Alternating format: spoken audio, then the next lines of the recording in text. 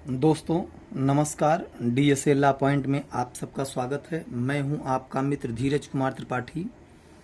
आज हम लोग ऑल इंडिया बार एग्जामिनेशन के 19वें संस्करण 2024 जो कि 24 नवंबर 2024 को प्रस्तावित है, जिसमें कि हालिया सुप्रीम कोर्ट के एक निर्णय के अनुसार, जिसमें कि विधि स्नातक LLB के जो अंतिम सेमेस्टर के छात्र हैं, अपीयरिंग के छात्र हैं या जिनका रिजल्ट आ गया है या आने वाला है, वो भी सम्मिलित करने हेतु निर्देशित किया गया है।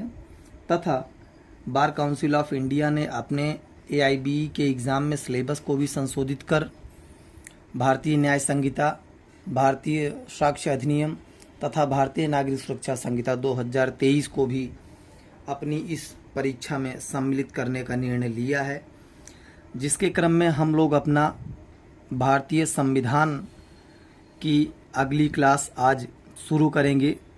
पिछले लेक्चर में हम लोगों ने अनुच्छेद 85 भारतीय संविधान तक पढ़ लिया था। आज हम लोग अपने आगे देखेंगे, लेकिन मैं आपको इससे पहले एक बात ये बता देना चाहता हूँ कि DSL लॉ पॉइंट आप सबके लिए ऑल इंडिया बार एग्ज़ामिनेशन की परीक्षा जो 24 नवंबर को है, 23 नवंबर तक के लिए डेली बेसिस पे क्लास लेके आया है, जिसमें आपको लगभग सभी सब्जेक्ट पढ़ाने के लिए किया जाएगा, जिसकी मात्र फीस 1500 रुपये है, जिसमें आप लोग एडमिशन ले करके जल्दी से जल्दी अपना कोर्स कंप्लीट करें, जिससे AIBE एक बार में निकल सके। और अन्य जैसे राजस्थान का APO एग्ज़ाम सिलेबस आ चुका है, तो इसमें जो केंद्र सरकार के 5 कानून से प्रश्न आएंगे, उनका जो प्री से इम्पोर्टेंट नोट्स हैंड रिटन है, उसके लिए मात्र 200 रुपये फीस रखी गई है।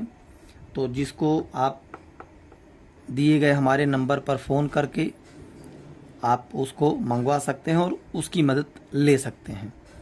आज हम लोग शुरू करते हैं अपने आगे अनुच्छेद 86 से पढ़ते हैं। तो सदनों में अभिभाषण को या संदेश जो राष्ट्रपति का है उसका भेजने का अधिकार, तो ये उतना महत्वपूर्ण नहीं है।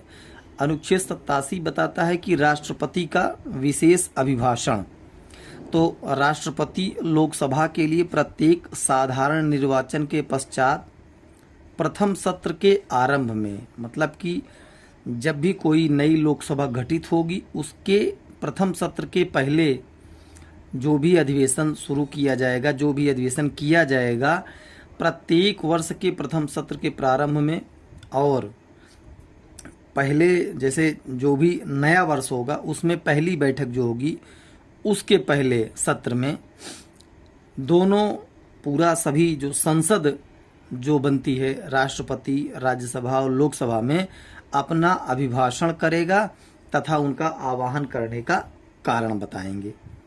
अनुच्छेद 88 बताती है कि सदनों के बारे में मंत्रियों और महान्यायवादियों के अधिकार क्या क्या हैं। Rights of ministers and attorney general as respects houses, तो प्रत्येक मंत्री और भारत के महान्यायवादी को यह अधिकार होगा कि वह किसी भी सदन में, सदनों की किसी संयुक्त बैठक में तथा संसद की किसी समिति में जिसका नाम उनका सदस्य के रूप में दिया गया हो, बोले और उसकी कार्यवाहियों में अन्यथा भाग ले, किंतु इस अनुच्छेद के आधार पर वह मत देने का हकदार नहीं होगा। अर्थात जो भी इसमें जैसे महान्यायवादी का अधिकार दिया गया है, तो वो संसद की किसी भी कार्यवाही में भाग ले सकेगा, उसकी बैठक में सम्मिलित हो सकेगा, कोई भी कार्यवाही हो उसमें बोल सकेगा, लेकिन जो भी उसमें कोई मत देने वाली बात आएगी तो इस समय महान्यायवादी को अधिकार नहीं होगा कि वह उसमें अपना मत दे या किसी के ऊपर। अब बात आती है संसद के अधिकारी कौन कौन हैं।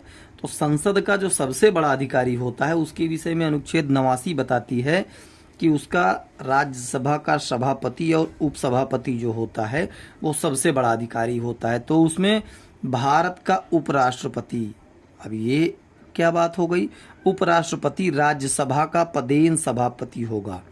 अर्थात जो वाइस या डिप्टी जो चेयरमैन होते हैं काउंसिल ऑफ द स्टेट, वो वाइस प्रेसिडेंट जो है वो चुने जाएंगे। तो राज्यसभा का जो सभापति होगा वो भारत का उपराष्ट्रपति होगा, उसका पदेन सभापति वही होगा। तथा अपने उपसभापति के लिए राज्यसभा जल्दी ही जो है अपने उन्हीं सदस्यों में से किसी को चुनेगी।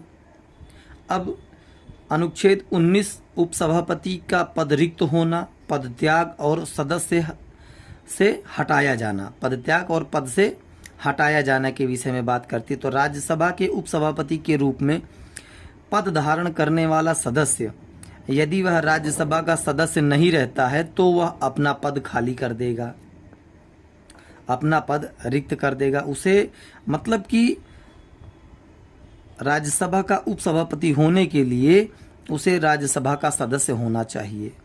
ख कहता है कि किसी भी समय सभापति को संबोधित अपने हस्ताक्षर सहित लेख द्वारा पद त्याग सकेगा। अर्थात जो सभापति हैं उनको अपने हस्ताक्षर सहित लेख के द्वारा उपसभापति अपना पद छोड़ सकेगा, रिजाइन कर सकेगा।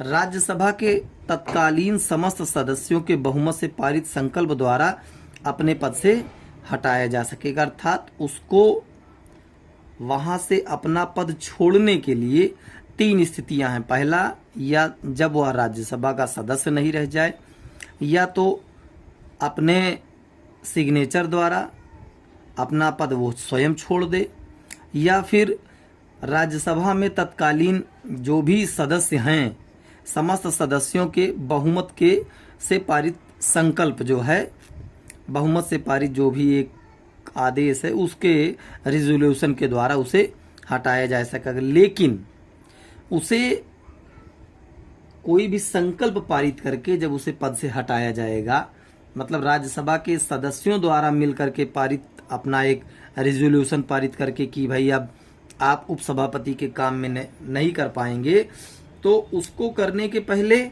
उसे कम से कम, यहाँ एक बहुत महत्वपूर्ण प्रावधान किया गया है कि कम से कम 14 दिन की सूचना देनी होगी। मतलब 14 दिन की पहले आप सूचना देंगे उनको, उसके बाद जो है आप उनको संकल्प उस समय लाएंगे या उनको हटाएंगे।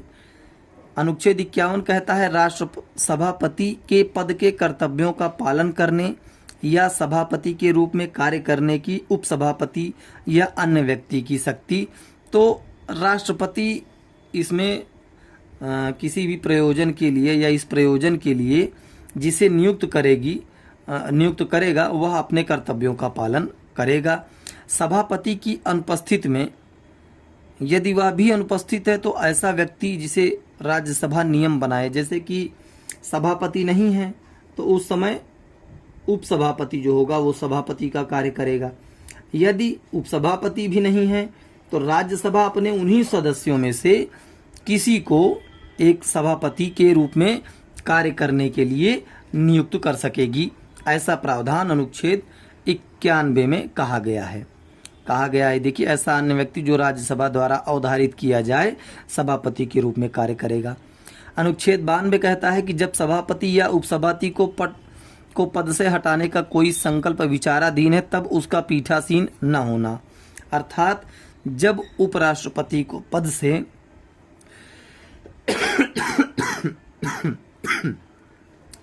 हटाने का कोई संकल्प विचाराधीन है तब सभापति या उपसभापति पद से हटाने का कोई संकल्प जब विचाराधीन है तब वह उसका पीठासीन नहीं होगा तथा 91 का खंड 2 जैसे वह लागू होता है उस तरीके से कार्य किए जा सकेंगे। अर्थात किसी अन्य व्यक्ति को उन्हीं सदस्यों में से चुन करके काम कराया जा सकता है। लेकिन जब उपराष्ट्रपति को पद से हटाने का संकल्प राज्यसभा में अगर विचाराधीन है तब राज्यसभा में बोलने, उसकी कार्यवाहियों में भाग लेने का उसे अधिकार होगा, किंतु अनुच्छेद 100 में किसी बात के होते हुए ऐसे संकल्प पर कार्यवाहियों के दौरान मत देने का अधिकार नहीं होगा। मतलब जब कोई भी ऐसा मामला जो कि अनुच्छेद 100 में आता हो, उस पर जब उपराष्ट्रपति को हटाने की बात की जा रही हो, तो उस समय वह कार्यवाहियों में और सब चीज में तो भाग ले सकता है, लेकिन उसे जब अनुच्छेद 100 में कोई कार्यवाही की जा रही है, उस समय वह जो है क्या बोलते हैं, मत देने का अधिकार, वोट करने का अधिकार नहीं होगा। अनुच्छेद 93 कहता है कि लोकसभा का अध्यक्ष और उपाध्यक्ष, तो ये लोग कौन होंगे? The speaker and deputy speaker of the house of the people. Lok Sabha जो भी उनके सदस्य हैं, उन्हीं में से अपने 2 सदस्यों को चुनेगी, एक को अध्यक्ष चुनेगी, दूसरे को उपाध्यक्ष चुनेगी। लेकिन जब अध्यक्ष या उपाध्यक्ष का पद रिक्त होगा, तब लोकसभा किसी अन्य सदस्य को अध्यक्ष या उपाध्यक्ष के रूप में नियुक्त की जाएगी।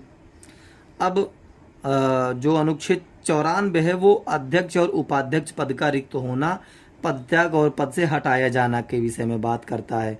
इसमें कहा गया है कि जब वह लोकसभा का यदि सदस्य नहीं है तो वह अपना पद छोड़ देगा, या जब वो अध्यक्ष है तो उपाध्यक्ष को संबोधित करते हुए लेटर हस्ताक्षर सहित लेख द्वारा अपना पद छोड़ सकेगा, या उपाध्यक्ष अपना पद छोड़ना है तो वह अध्यक्ष को एक लेटर लिख करके अपने हस्ताक्षर करके पद छोड़ सकेगा।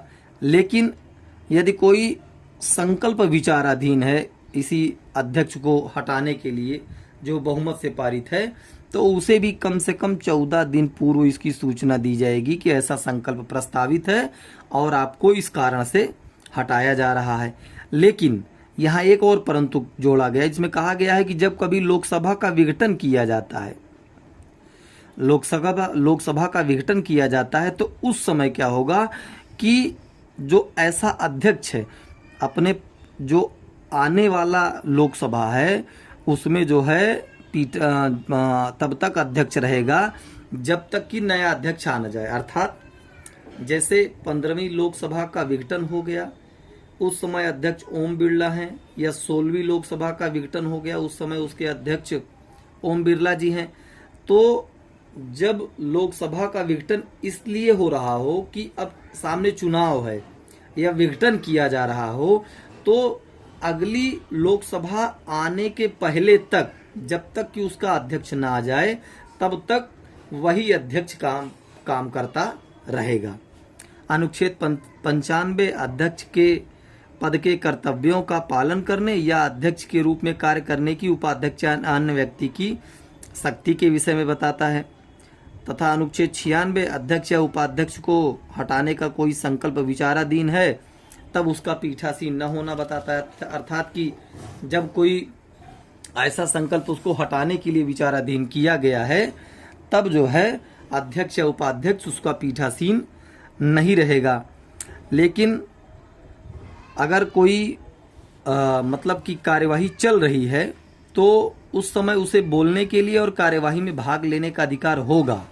लेकिन जब अगर कोई मत बराबर हो गया हो किसी विधेयक के मामले में, तो उस समय उसे, किंतु मत बराबर होने की दिशा में उसे मत देने का हकदार नहीं होगा। अनुच्छेद 97 सभापति और उपसभापति तथा अध्यक्ष और उपाध्यक्ष के वेतन और भत्तों की बात करती है। तो इन लोगों को, जो राज्यसभा के सभापति और उपसभापति तथा लोकसभा के अध्यक्ष और उपाध्यक्ष हैं, इनके वेतन और भत्ते तो जब संसद विधि द्वारा कोई नियत कर दे, या फिर जो दूसरी अनुसूची में इनके भत्तों के बारे में और वेतन के बारे में दिया गया है, उसके अनुसार इन्हें दिया जाएगा। अब अनुच्छेद 98 संसद का सचिवालय के विषय में बताता है कि ये लोग कौन कौन से होंगे, तो उनके विषय में ये उतना बहुत महत्वपूर्ण नहीं है। अब कार्य संचालन के विषय में आता है कंडक्ट ऑफ बिजनेस। अनुच्छेद 99 सदस्यों द्वारा शपथ या प्रतिज्ञान। तो जो भी सदस्य चुन करके आए हैं, उन्हें जो है अपना स्थान ग्रहण करने के पहले राष्ट्रपति के समक्ष या उसके द्वारा नियुक्त कोई व्यक्ति जिसे वह नियुक्त करे, तीसरी अनुसूची में दिए गए जो प्रारूप है उसके अनुसार शपथ लेगा, शपथ पर होगी ऐसी, या प्रतिज्ञान करेगा और अपने हस्ताक्षर करेगा। अर्थात जब भी कोई व्यक्ति संसद में जाता है तो राष्ट्रपति के समक्ष या उसके द्वारा नियुक्त कोई व्यक्ति जो भाई है उसके सामने शपथ लेगा या फिर प्रतिज्ञान करेगा और अपने हस्ताक्षर करेगा। अनुच्छेद 100 सदनों में मतदान रिक्तियों के होते हुए भी सदनों की कार्य करने की शक्ति और गणपूर्ति। ये बहुत महत्वपूर्ण है कि सदन में कम से कम कितने व्यक्ति उपस्थित हों तब सदन की कार्यवाही चल सकती है। तो इसके लिए ये प्रावधान है कि जो भी अध्यक्ष है उसको छोड़ करके उपस्थित और मत देने वाले सदस्यों के बहुमत से जो भी होगा उस प्रश्न का अवधारण किया जाएगा। लेकिन सभापति या अध्यक्ष पहले मत नहीं देगा। जैसे कोई विधेयक संसद में या लोकसभा में आया तो पहले जो अध्यक्ष होगा या सभापति होगा वो मत नहीं देगा। पहले तो जितने सदस्यगण वहां पे हैं वो लोग अपना मत देंगे। उसके बाद जब मत यदि बराबर की स्थिति में आ जाता है तब उस समय जो अध्यक्ष होता है वो अपना मत देता है कि वो मत उस किसके पक्ष में है। और यदि कोई व्यक्ति ऐसा करने का हकदार नहीं था कि वह कार्यवाहियों में उपस्थित रहे या उसने मत दिया या भाग लिया तो संसद की कोई कार्यवाही विधिमान्य होगी, मानी जाएगी। अब इसमें यह है कि कम से कम कितनी गणपूर्ति होनी चाहिए कि सदन की कार्यवाही चल सके। तो सदन की कार्यवाही चलने के लिए उसके जितने भी कुल सदस्य हैं, कुल सदस्यों की संख्या के 10वां भाग मतलब 1/10, 100 में से 10 व्यक्ति कम से कम यदि उपस्थित हैं तो सदन की कार्यवाही आगे बढ़ेगी। यदि उससे भी कम है तो सदन की कार्यवाही आगे नहीं बढ़ सकती है। सदस्यों की निर्हरताएं, डिस्क्वालिफिकेशंस ऑफ मेंबर्स। अनुच्छेद 101 स्थानों का रिक्त होना, वैकेशन ऑफ सीट्स के विषय में बात करता है। कोई व्यक्ति संसद के दोनों सदनों का सदस्य नहीं होगा।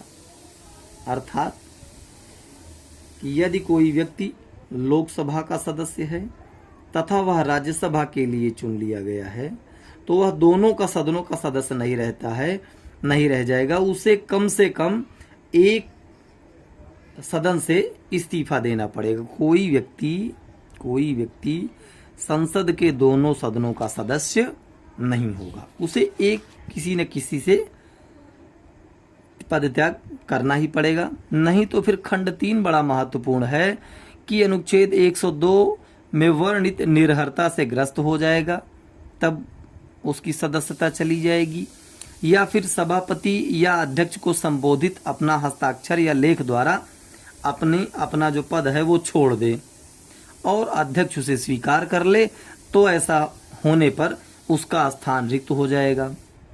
परंतु उपखंड खा जो है वो ये कहता है कि त्यागपत्र स्वैच्छिक होना चाहिए और असली होना चाहिए। यदि वह स्वैच्छिक नहीं है या वह असली नहीं है तो अध्यक्ष ऐसे त्यागपत्र को स्वीकार नहीं करेगा।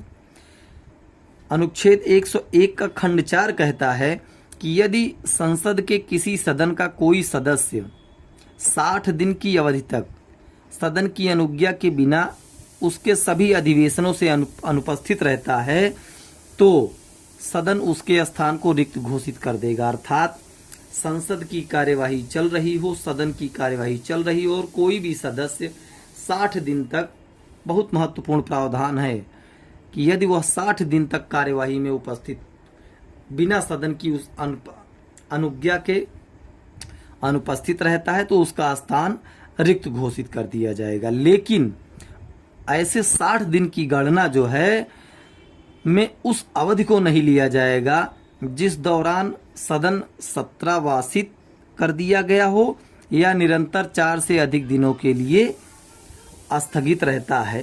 Provided that in computing the said period of 60 days no account shall be taken of any period during which the house is prorogued or is adjourned for more than 4 consecutive days। अर्थात 60 दिन गिना कब से जाएगा, तो वो दिन इसमें नहीं गिना जाएगा जब सदन को सत्रावशित कर दिया गया हो, अर्थात सदन समाप्त कर दिया गया हो, या फिर वह 4 दिन के लिए स्थगित हो गया हो। अनुच्छेद 102 ये बहुत ही महत्वपूर्ण विषय है, चर्चा का विषय है, चूंकि हालिया भी पिछले कुछ वर्षों में इसकी बहुत चर्चा संसद में, सुप्रीम कोर्ट में, हर जगह चली। इसमें डिस्क्वालिफिकेशंस फॉर मेंबरशिप, सदस्यता के लिए निर्हरताएं, मतलब कि किसी सदस्य को ऐसी कौन कौन सी परिस्थिति स्थिति है जिसके कारण उसे उसके पद से, जो भी वो जिस सदन के लिए चुना गया है वो जो है उससे डिबार हो जाएगा, उससे बाहर कर दिया जाएगा। तो ये महत्वपूर्ण है, इसको हम लोग थोड़ा ब्रीफ में पढ़ेंगे। तो यदि वह भारत सरकार के अधीन कोई ऐसा पद छोड़कर जिसको धारण करने के लिए वह निर्धारित न हो, संसद विधि द्वारा घोषित किया है कोई लाभ का पद धारण करता है, कोई लाभ का पद वह धारण नहीं कर सकता है जब वह संसद का सदस्य है। यदि वह विकृचित मतलब अनसाउंड माइंड हो गया हो, या फिर सक्षम न्यायालय की ऐसी घोषणा विद्यमान है, if he is of unsound mind and stand so declared by competent of court, मतलब कि न्यायालय ने ऐसी घोषणा कर दी हो कि यह नहीं रह सकता है सदस्य, या फिर वो पागल हो गया हो, विकृचित हो गया हो।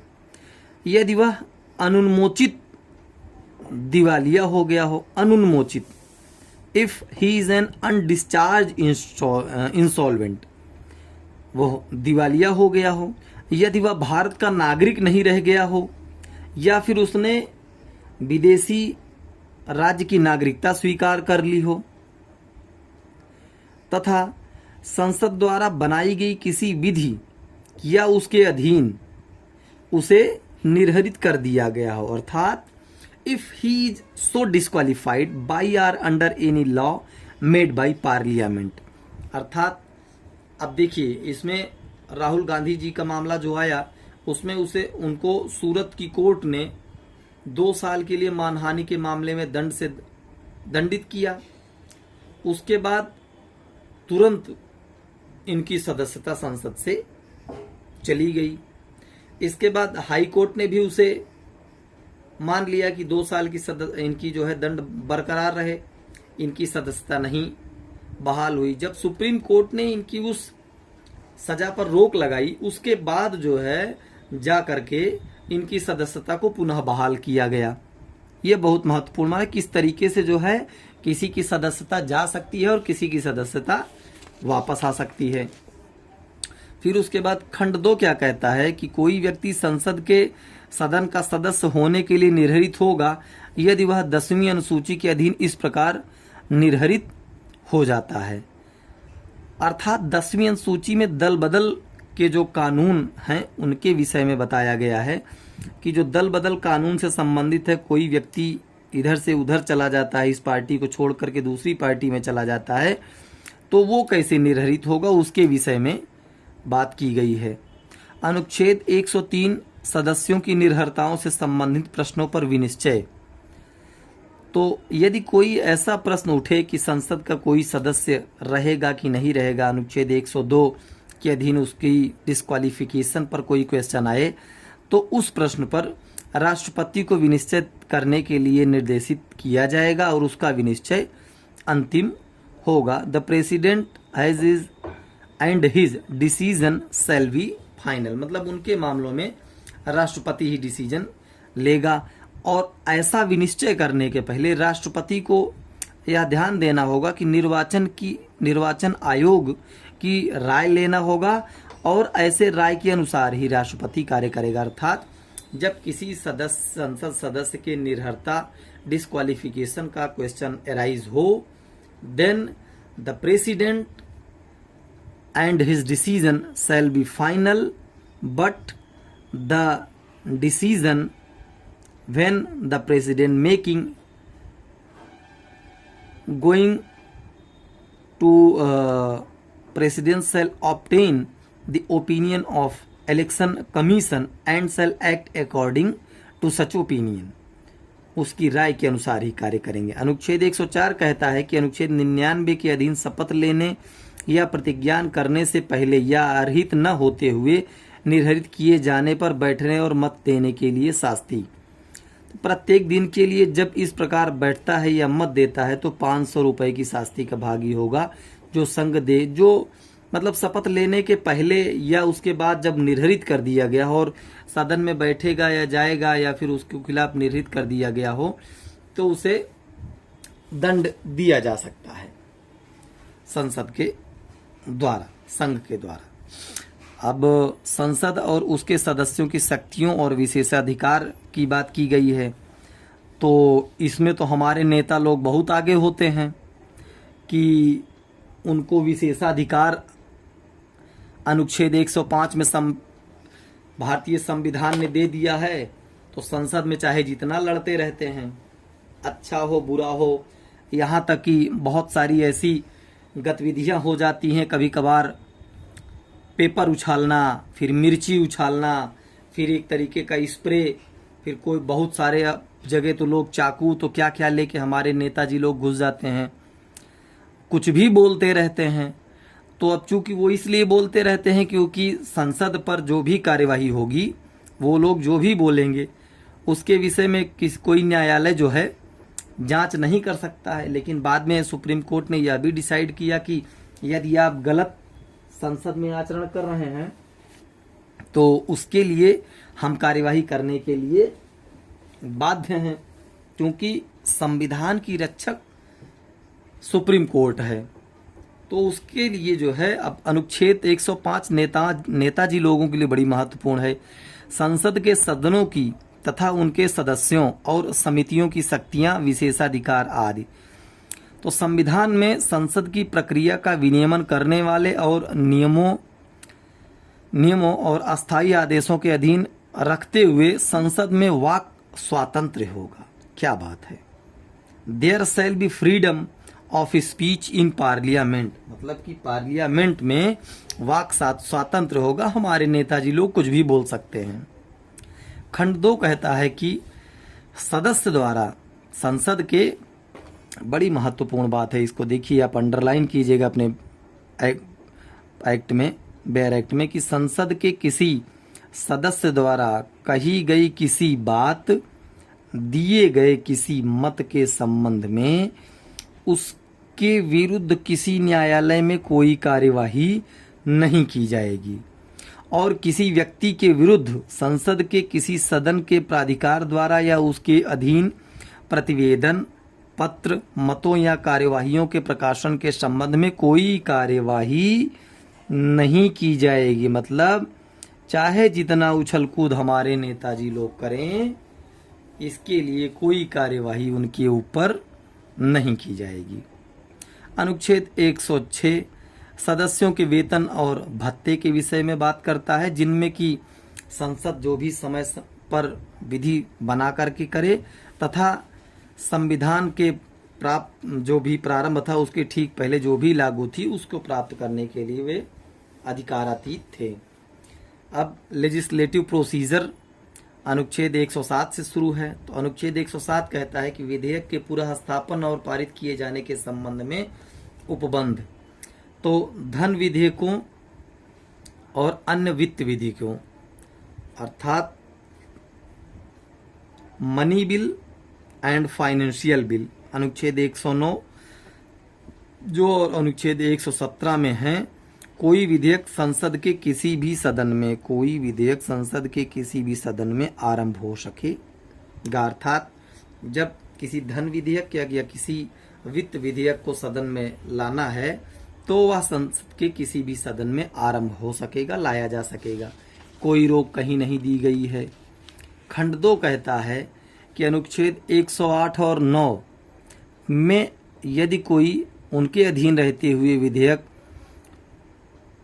पारित किया जा रहा है या उसमें लाया जा रहा है तो उसे पारित नहीं किया गया तब तक समझा जाएगा जब तक कि संशोधन के बिना या केवल ऐसे संशोधनों सहित जिस पर दोनों सदन सहमत हो गए हैं, सहमत नहीं हो जाते हैं। तब तक वह जो है नहीं लाया जाएगा। सदन में लंबित विधेयक सदनों के सत्रावसान के कारण व्यपगत नहीं होंगे। A bill pending in parliament shall not lapse by reason of the prorogation of house. अर्थात संसद में कोई भी जो भी विधेयक यदि लंबित है तो उसके सत्रावसान हो गया है, विघटन नहीं, सत्रावसान, तो व्यपगत नहीं होगा। लेकिन यदि राज्यसभा में कोई विधेयक लंबित है और जिसे लोकसभा ने पारित नहीं किया है, जिसे लोकसभा ने पारित नहीं किया है, वह राज्यसभा में लंबित है, तो लोकसभा के विघटन पर वह व्यपगत नहीं होगा। अर्थात यदि कोई विधेयक राज्यसभा में सीधे लाया गया, लोकसभा में नहीं आया है और लोकसभा डिसोल्यूट हो गई, विघटित हो गई किसी कारण से, तो वह विधेयक एज इट इज बना रहेगा, वह जो है समाप्त, व्यपगत नहीं होगा। लेकिन खंड 5 बड़ा महत्वपूर्ण है कि कोई विधेयक जो लोकसभा में लंबित है और या जो लोकसभा द्वारा पारित किया गया है और राज्यसभा में लंबित है, अर्थात यदि कोई विधेयक लाया गया और लोकसभा में, तो या तो वो लोकसभा से पारित हो गया हो या फिर लोकसभा में लंबित हो, तो लोकसभा में पारित हो जाएगा, उसके बाद राज्यसभा में लंबित होगा या फिर लोकसभा में लंबित है और अनुच्छेद 108 के अधीन लोकसभा डिसॉल्व हो गई, डिसोल्यूट हो गई, लोकसभा का विघटन हो गया किसी कारण से, तो ऐसा विधेयक व्यपगत हो जाएगा, मतलब कि लैप्स हो जाएगा। अर्थात यह बहुत ही अच्छा जो खंड 3, खंड 4, खंड 5 प्रावधान है कि संसद में लंबित विधेयक दोनों सदनों के सत्रावसान के कारण व्यपगत नहीं होंगे। जैसे ग्रीष्मकालीन सत्र चल रहा है, कोई विधेयक लंबित है, उसमें पेश किया गया और उस पर निर्णय नहीं हो पाया, पास नहीं हो पाया, तो वो व्यपगत नहीं होगा यदि सदन का सत्रावसान हो जाए। अब यदि कोई विधेयक राज्यसभा में लंबित है, लोकसभा ने पारित नहीं किया है और लोकसभा का विघटन हो गया, तब भी वो विधेयक विघटित नहीं होगा। लेकिन यदि कोई विधेयक लोकसभा में लाया गया है, लंबित है, या लोकसभा द्वारा पारित करके राज्यसभा में लंबित है, तो यदि लोकसभा विघटित हो गई, उस पर जो है ऐसा जो विधेयक रहेगा वो लैप्स हो जाएगा, व्यपगत हो जाएगा। तो दोस्तों, आज हम लोगों ने भारतीय संविधान में अनुच्छेद 86 से लेकर के अनुच्छेद 107 विधायी प्रक्रिया के तक हम लोगों ने पढ़ा। आगे हम लोग अनुच्छेद 108 से ऑल इंडिया बार एग्जामिनेशन की परीक्षा को दृष्टिगत रखते हुए तथा एपीओ का नोटिफिकेशन ऐसा कुछ सुनने में आ रहा है कि जल्दी उत्तराखंड और बिहार आने वाला है, तो उनमें भी संविधान बहुत महत्वपूर्ण है, उनके लिए भी हम पढ़ाई पढ़ रहे हैं। तो हम आज एक बात ये भी कहना चाहते हैं कि हमारे चैनल को आप लोग जितना ज़्यादा से ज़्यादा सब्सक्राइब करेंगे, लाइक करेंगे और अपने अन्य मित्रों तक पहुंचाएंगे जो भी एआईबी देने वाले हैं, तो वो लोग एक पहली ही बार में जो है एआईबी क्लियर कर सकते हैं। इसके लिहाज से ये वीडियो बनाए जा रहे हैं। धन्यवाद। जय हिंद, जय भारत।